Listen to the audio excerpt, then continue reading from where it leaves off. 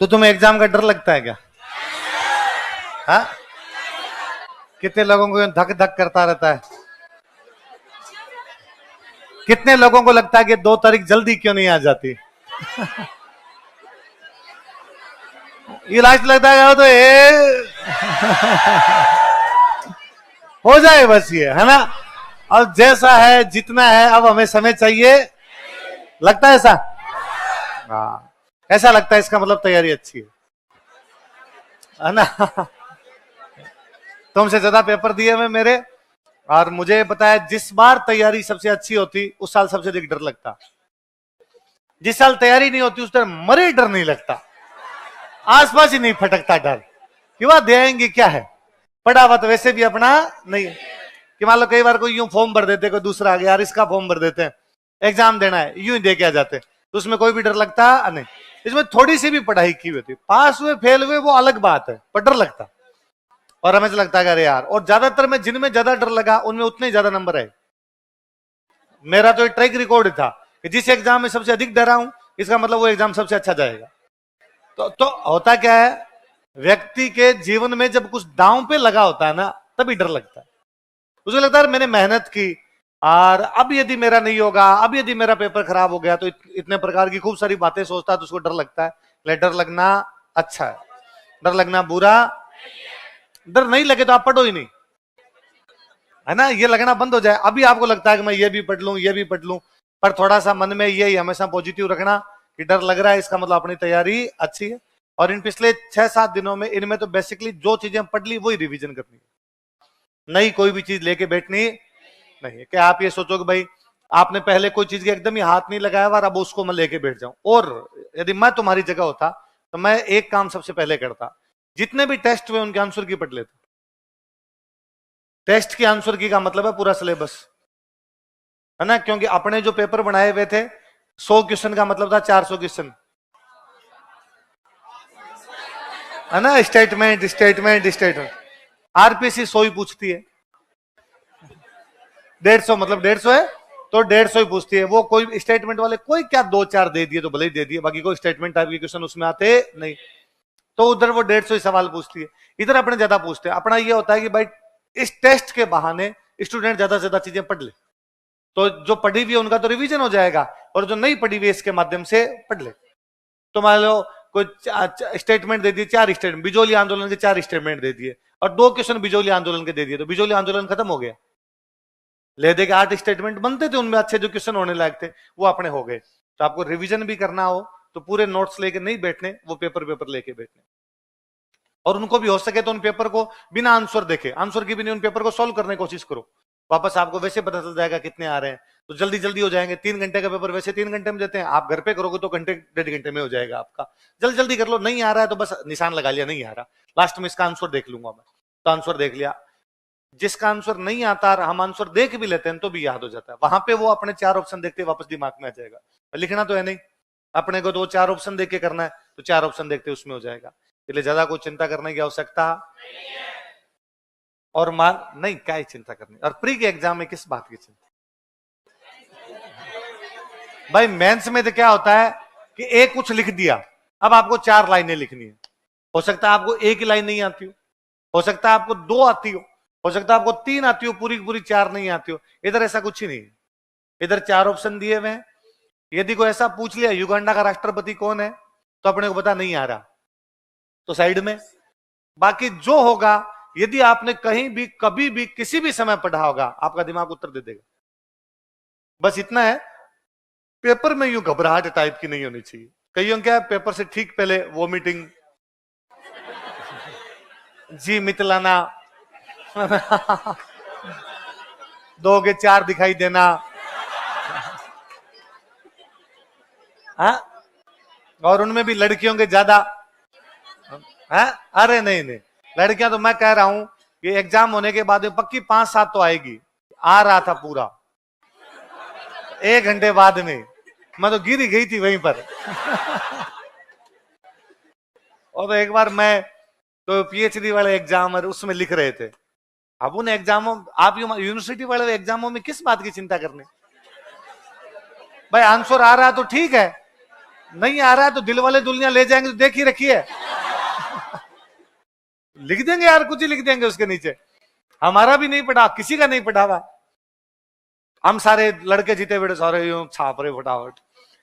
एक कोई लड़की, वो शायद को दूसरे सब्जेक्ट की, हम बाकी हिस्ट्री वाले थे, वो किसी एक दूसरे सब्जेक्ट, फाइन आर्ट है कोई ऐसे सब्जेक्ट किसी की, और वो रोए ढां ढां। कुछ ही नहीं आ रहा मेरे को तो इसमें, अब मैं क्या करूंगी।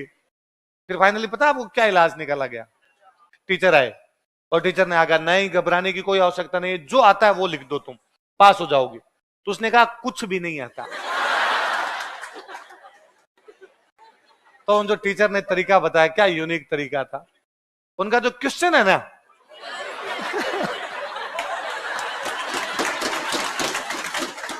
यही वापस लिख दे तू अपने।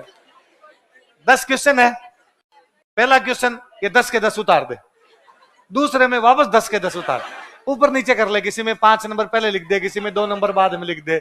इसे संबंधित 2-2 4-4 बातें और लिख सकती है भाई। कोई क्वेश्चन है, या कोई क्वेश्चन आया कि हालिया दिनों में भारत में विकास क्रम बताइए, वापस ये लिख दिया हालिया दिनों में भारत में विकास क्रम बताइए। हालांकि विकास बहुत ज्यादा हुआ है, कहीं कम हुआ है, कहीं पे ज्यादा हुआ है। विकास विकास होता तो होता है, नहीं होता है तो। पहले के सालों में भी विकास होता रहा है, आगे के सालों में भी विकास ही होगा। जहां विकास नहीं हुआ उन्हें हम अविकसित कहते हैं, जहां पे थोड़ा होता है उन्हें हम अर्ध विकसित कहते हैं, जहां पे हो रहा है उनको विकासशील कहते हैं, और जहां पर हो जाता है उसे। इस प्रकार हम विकास को 4 श्रेणियों में बांट सकते हैं। जहां तक भारत की बात है, इसके कुछ हिस्से अविकसित हैं, कुछ हिस्से अर्ध विकसित है, कुछ हिस्से विकासशील है, और कुछ हिस्से विकसित हो गए। इसलिए भारत के अलग अलग क्षेत्रों को बराबर लाने के लिए और अधिक प्रयासों की आवश्यकता है, ताकि अविकसित को अर्ध विकसित में, अर्ध विकसित को विकसित में।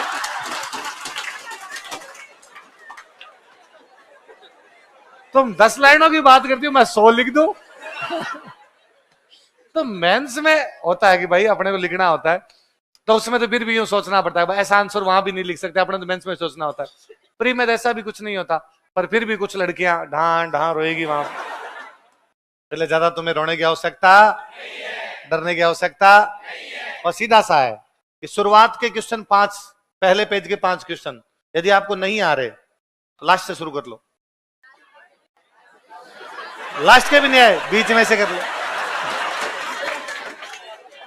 और मेरा वाला सीधा है कि सबसे पहले उस सब्जेक्ट के जाके करने जिसमें कॉन्फिडेंस ज्यादा है ना। कि मान लो आप मैथ्स के हो तो पहले मैथ्स के कर लो, आपको इकोलॉजी ठीक आती है आप इकोलॉजी कर लो, आपको करंट अच्छी आती है आप करंट के कर लो, आपके इकोनॉमिक सर्वे याद है आप इकोनॉमिक सर्वे कर लो। यदि एक बार शुरुआत के 10 मिनट में आपके 10 सवाल सही हो गए, आपके वे सवाल भी सही हो जाएंगे जो नहीं आ रहे।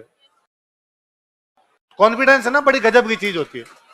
बाद में तुक्के भी इतने सही लगने लगते हैं कि 4 ऑप्शन देख के आपका दिमाग कहता है इसका आंसर ये, इसका आंसर ये। और यदि शुरुआत के 4 गलत हो गए या शुरुआत के 4 नहीं आ रहे और आप तब हाथ पांव फूलते हैं। और फिर कोई सामान्य सवाल भी होता है ना, फिर सामान्य सवाल भी कोई आता है कि खानवा के युद्ध में मेवाड़ का कौन सा राणा लड़ा था? महाराणा प्रताप। महाराणा प्रताप सबसे बड़े तो महाराणा प्रताप ही है, पक्के पक्के महाराणा प्रताप ही लड़े होंगे। और महाराणा प्रताप मैंने पढ़ा भी था, महाराणा प्रताप लड़े थे मान सिंह के खिलाफ लड़े थे। अकबर का सेनापति मान सिंह आया था इधर, हल्दी घाटी है, पर वहां पे हल्दी घाटी आपको खानवा दिखता है जब नहीं आ रहा होता है, और आ रहा होता है तब ये है। पर जितने भी सब्जेक्ट है ना अपने, उसमें बेसिकली ये 3-4 राजस्थान जी के पूरा बहुत ढंग से पढ़ना, अपने नोट्स वोट्स जो लिखे हुए सबको बहुत ढंग से पढ़ना। आपके पॉलिटी, इकोनॉमी, ज्योग्राफी, ये बेसिक चीजें हैं जो नोट्स में से आती है, इधर उधर ज्यादा होने की संभावना होती ही नहीं। भाई इंडियन हिस्ट्री बहुत बड़ा है, उतना आउटपुट भी नहीं देता, तो जितनी चीजें पढ़ ली उनका रिवीजन कर ले, नहीं पढ़ पाए तो छोड़ दो। पुराने पेपर देख ले, पुराने पेपर जो नहीं भी पढ़ रही, एंशिएंट मिडिवल के जो पुराने पेपर अपने क्वेश्चन पढ़े हुए वो पूछ ले। वैसे ही वहां पे 2-2 3-3 सवाल आने, यकीन मानिए नोट्स वो जो आपके आंसर किए उनमें से 2-2 तो रिपीट हो जाने। इधर 6 पूछेंगे तो 3 अपने वाले नोट्स में से आ जाएंगे, तो वह ठीक है। उसके लिए पूरा पूरा रजिस्टर की मातापच्ची करने की आवश्यकता। और जिन बच्चों ने पढ़ रखे हैं वो पढ़ ले भाई। कई बार क्या होता है, कई रजिस्टर अपने इतने घोटे हुए रहते हैं अपने लगता है 3 घंटे में रिविजन कर दूंगा। यदि ऐसा होता है तो उसको कर लिया जाए। पर तुम क्या है आजकल सब्जेक्ट पढ़ते हो कम, कि कई बार मेरे को स्टूडेंट आगे कहता है कि उसके टेस्ट सीरीज में 100 नंबर आए, 200 में से 100 नंबर आए। तो मेरे कहता है मेरे इकोनॉमिक सर्वे और करंट के सारे सही थे। तो इकोनॉमिक सर्वे करंट के सारे सही थे, इसका मतलब 20-20 सवाल पूछते होंगे, 10-10 इकोनॉमिक सर्वे के 10, करंट के 20, टोटल कितने हो गए 23। वो कहता है मेरे रीजनिंग के भी सही थे सर। तो रीजनिंग के 10 सवाल कितने हो गए 40। 40 के नंबर कितने हो गए, कितने नंबर लगभग 53 नंबर, 53 नंबर। अब 53 नंबर हो गए ना। तो पीछे जो पेपर बचा, जो सब्जेक्ट था 100 सवाल थे, उसमें 47 नंबर है। भाई आपके जिनके भी इस प्रकार के टेस्ट सीरीज में नंबर आ रहे हैं, तो आप इस बात पे गौर करो ना, इसका मतलब आप सब्जेक्ट पढ़ते ही नहीं। भाई पीछे जो 100 बचे थे सवाल अपने, भाई 100 ये आप 20-10 40 और 10 मैथ्स छोड़ दो, मैं कहता हूं मैथ्स आपका जो सर होती नहीं, छोड़ दिया जाए। 100 तो बचे, सब्जेक्ट के 100 थे, 100 सब्जेक्ट के दिन में आपके नंबर है 47। तो मतलब क्वेश्चन कितने सही हुए, 35 मान लो, 35-12-47। तो मतलब उधर पूरे सब्जेक्ट में 100 में से 35 सवाल सही हुए। इस पे नोटिस करो यार, तुम सब्जेक्ट पे ध्यान नहीं देते। सब्जेक्ट इतना कमजोर कर, जबकि आपने पूरे साल पढ़ाई सब्जेक्ट है। भाई करंट तो शनिवार को पढ़ाई, इतवार को की और इसीलिए की तुमने। यदि वो मैं पहले पढ़ा के छोड़ देता, है ना, होते ही नहीं। और अभी भी मैं कल राजस्थान जीके का पूरे का लेंगे, कल पूरे राजस्थान जीके की क्लास लेंगे अपने, जिसमें पूरा रिवीजन कर लेंगे, और परसों लेंगे करंट वाली। तो मैं परसों करंट वाली लूंगा, इसलिए तुम्हारे 2 तारीख तक याद रहेगी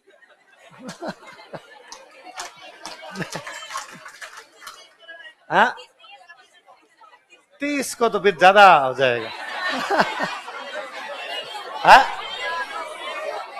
भाई है तो वो मैंने उनके एकदम छोटे छोटे बना, जैसे यहाँ लिखे हैं ना, इतने इतने ही है भाई, पढ़े हुए तो है भाई। है 30 को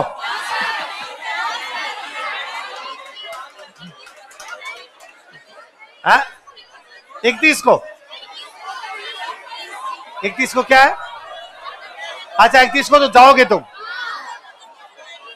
2 को सुबह सुबह ले लो तो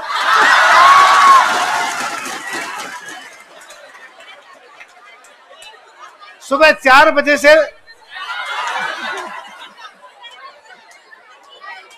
तो तुम्हारे याद रहेगा, वरना तो 30 वाले में भी आपको लगता है ऐसा पैरालंपिक ओलंपिक में घुस जाएगा और ओलंपिक